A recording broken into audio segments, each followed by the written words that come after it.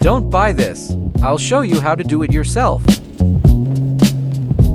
You can choose a heavier stone.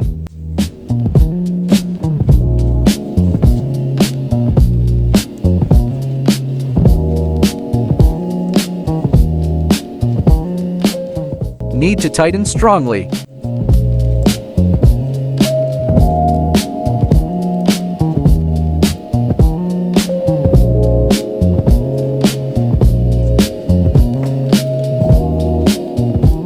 Now you need to trim the end a little, not all the way. You need to get a needle.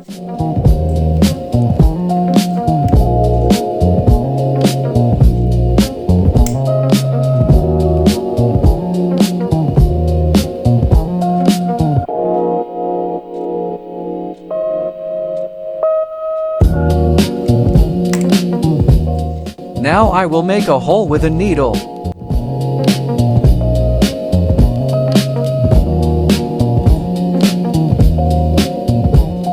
Now the sinker is ready.